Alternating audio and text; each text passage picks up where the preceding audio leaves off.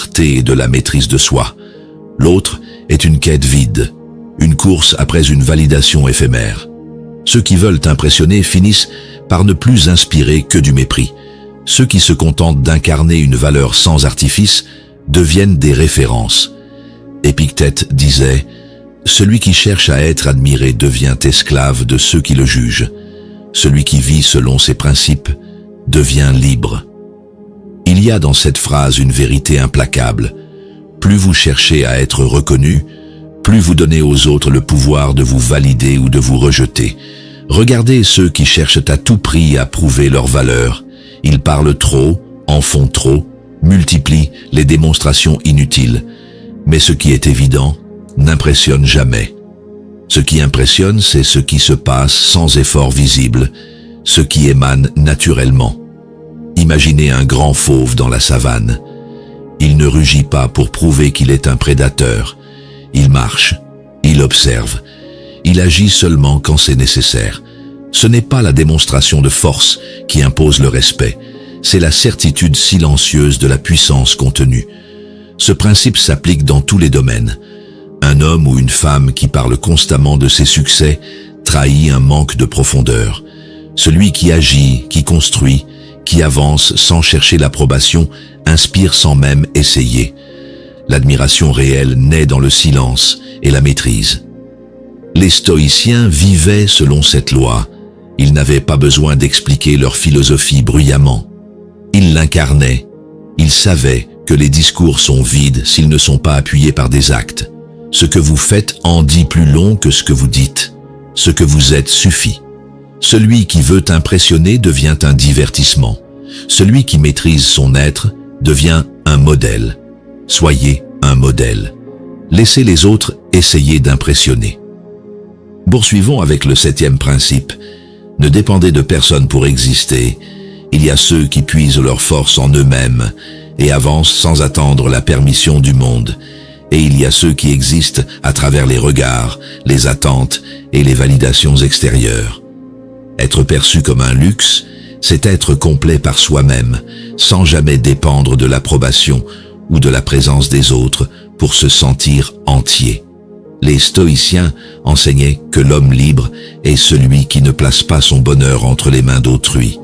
Marc Aurèle écrivait « Celui qui vit en accord avec lui-même ne dépend pas de ce que les autres pensent de lui ». L'erreur la plus fréquente est de chercher dans le monde extérieur une confirmation de sa propre valeur. Mais tout ce qui dépend des autres est par nature instable.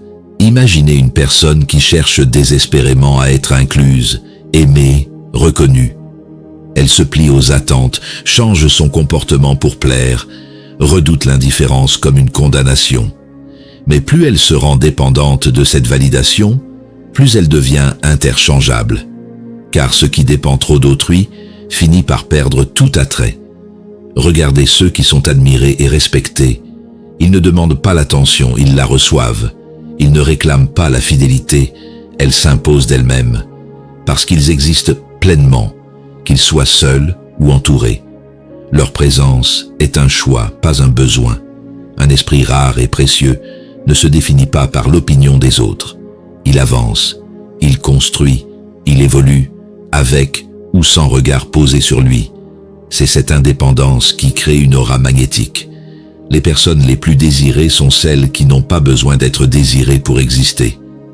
Épictète enseignait que celui qui maîtrise son propre monde intérieur ne peut jamais être dominé.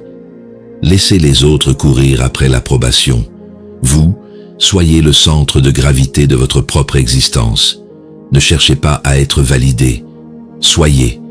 Être un luxe, c'est être une entité complète, que l'on vienne vers vous ou non. Car un diamant brille, qu'il soit admiré ou oublié dans l'ombre. Explorons maintenant le 8e principe. Maîtrisez vos émotions et votre langage.